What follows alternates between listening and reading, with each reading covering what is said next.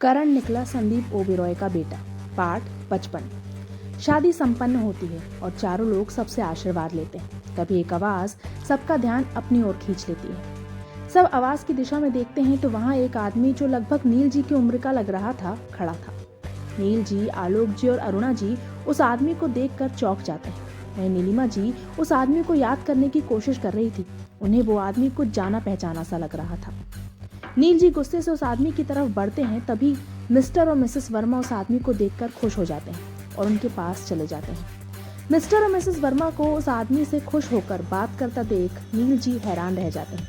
वहीं बाकी सब जो कुछ हो रहा था उसे समझने की कोशिश में लगे हुए थे।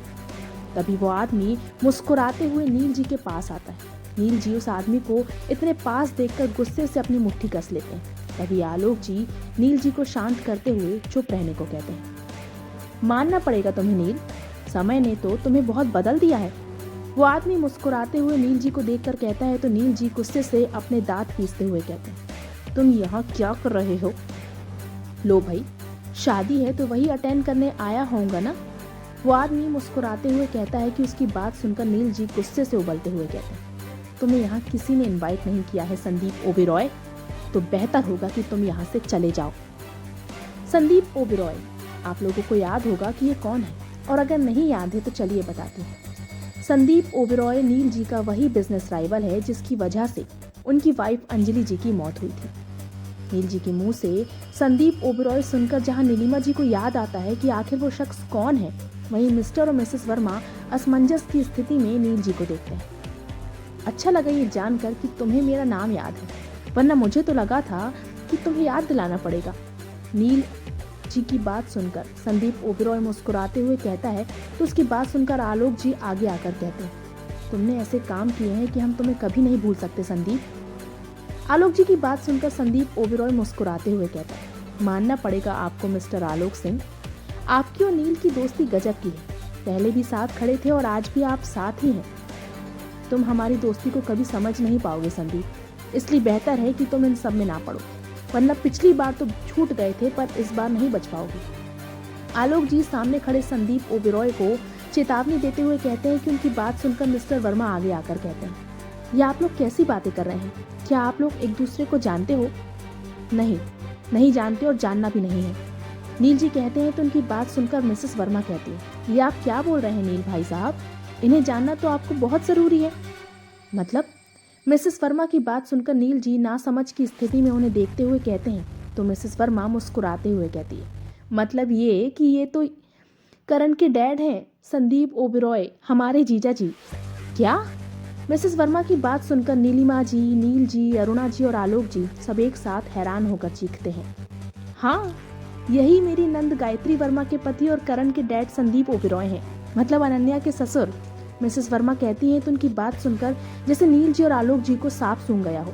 वो बस हैरानी से संदीप की तरफ देखते हैं जो उन्हें अपने चेहरे पर शातिल मुस्कान लिए देख रहा था। ये आप क्या कह रही हैं मिसेस वर्मा? करण के पिता संदीप ओबेरॉय कैसे हो सकता है?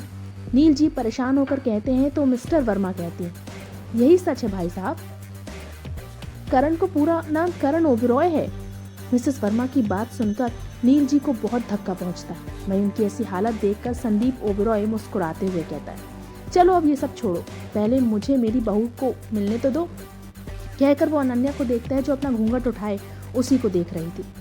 संदीप ओबेरॉय अनन्या के पास आकर कहता है, सच में खूबसूरत तो बहुत हो तुम बेटा। कहकर उसके सर पर हाथ रखने जाता है कि तभी नील जी उसका हाथ बीच में ही रोक देते हैं और गुस्से से उसका हाथ झटकते हुए अनन्या से दूर करके गुस्से से कहते हैं, हाथ भी मत लगाना मेरी अनु को, समझे? वो कोई नहीं है तुम्हारी, एक ऐसा इंसान जिसकी वजह से मेरी अंजलि इस दुनिया में नहीं है, उसके घर की बहू मैं अपनी बेटी को कभी बनने नहीं दूंगा। नील जी की बात सुनकर अनन्या, अवनी और पूरी पलटन हैरानी से संदीप को देखने लगती है। अब सबको समझ आ रहा था कि क्यों आखिर सब संदीप के यहाँ आने से डिस्टर्ब हो गए थे। वहीं नील जी की बातों का संदीप ओबेरॉय पर कोई असर नहीं होता, उल्टा वो तो मुस्कुराते हुए कहता है, अब तुम कुछ नहीं कर सकते नील, क्योंकि अनन्या की शादी मेरे बेटे करण से हो चुकी है, और अब ना केवल तुम्हारी बेटी बल्कि उसके नाम तुमने जो 75% प्रॉपर्टी कर रखी है वो भी अब मेरे बेटे की है। तुम्हें ये सब कैसे पता? नील जी हैरान होते हुए कहते हैं तो संदीप ओबेरॉय नील जी को गुस्से से देखकर कहता है, बदला चाहिए था मुझे, और उस पतले की आग में इतने साल तड़पा भी हूँ। तुम्हारी, सिर्फ और सिर्फ तुम्हारी वजह से मेरा सपना अधूरा रह गया था। पर अब नहीं, अब तुम्हारी प्रॉपर्टी से मैं अपना सपना पूरा करूंगा और तुम कुछ नहीं कर पाओगे। बस अपनी बेटी की खुशियों के लिए मेरे आगे झुकते जाओगे।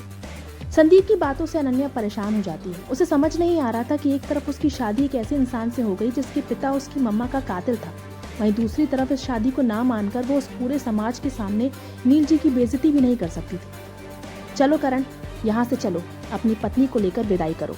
संदीप ओबेरॉय करण को देखकर कहते हैं तो उनकी बात सुनकर नील जी गुस्से से कहते हैं, मेरी अनु कहीं नहीं जाएगी। मैं नहीं मानता इस शादी को।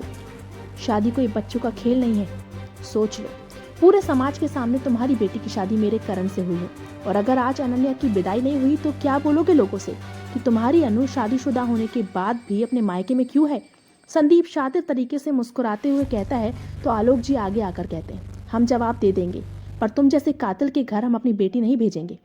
ठीक है, फिर अगर मेरे करण की बीवी नहीं आएगी हमारे साथ तो फिर वरुण की बीवी भी नहीं आएगी। संदीप गुस्से से कहता है तो उसकी बात सुनकर नीलिमा जी बेचैनी से आगे आते हुए कहती है, ये क्या बात हुई, ऐसे कैसे हो सकता है। होने को तो बहुत कुछ हो सकता है। संदीप ओबेरॉय मुस्कुराते हुए कहता है तो उसकी बात सुनकर अनन्या एक बार फिर परेशान हो जाती है। आखिर उसने नंदिनी की खुशियों के लिए ही तो करण से शादी की थी, और अगर नंदिनी ही खुश नहीं तो फिर क्या मतलब इतनी मेहनत करने का। चलो करण, कहकर संदीप ओबेरॉय मुस्कुराते हुए जाने लगता है। नीलिमा जी उसे रोकती है पर वो नहीं रुकता। तभी अनन्या की आवाज सबके कानों में पड़ती है, रुक जाइए। अनन्या की आवाज से संदीप ओबेरॉय के बढ़ते कदम रुक जाते हैं। वो पलटकर अनन्या की तरफ देखता है तो अनन्या उसे देखकर कहती है, मैं चलूंगी। अनु, नील जी अनन्या की बात सुनकर कहते हैं कि तभी अनन्या उन्हें रोकते हुए बीच में कहती है, नहीं डैडी, आज नहीं। मेरी शादी हो चुकी है तो मेरा असली घर अब मेरे पति का घर होगा, इसलिए मैं अपने पति के साथ जाऊंगी। अनु, ये जानते हुए भी कि उसी घर में तुम्हारी मम्मा का कातिल भी होगा, फिर भी तुम वहां जाओगी। अरुणा जी आगे आकर अनन्या से कहती है तो उन्हें देखकर अनन्या कहती, आप क्या चाहती हैं आंटी, मैं नंदिनी दी की खुशियों को बर्बाद कर दूं? आज अगर मम्मा होती तो वो भी यही करती। इतनी भी अच्छाई ठीक नहीं है अनु कि लोग तुम्हारा यूज करने लग जाएं।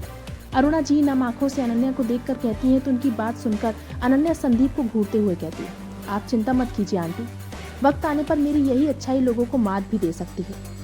अनन्या के फैसले से सब दुखी होते हैं, पर बात उसकी कहीं ना कहीं सही थी। आखिर नंदिनी के लिए ही तो उसने करण से शादी के लिए हाँ कहा था। लेकिन नील जी अनन्या के फैसले से दुखी होते हैं, और हो भी क्यों ना। आखिर संदीप की वजह से ही उन्होंने न केवल अपनी पत्नी को बल्कि अनन्या को भी लगभग खो ही दिया था। थोड़ी देर बाद विदाई शुरू होती है। सब बाहर आते हैं। संदीप करण को देखकर कहता है, चलो करण, गाड़ी में बैठो। संदीप की बात सुनकर करण अनन्या को लेकर दूसरी तरफ जाने लगता है तो संदीप उसे रोककर कहता है, वहां कहाँ जा रहे हो करण, हमारी गाड़ी इस तरफ है, यहाँ आओ।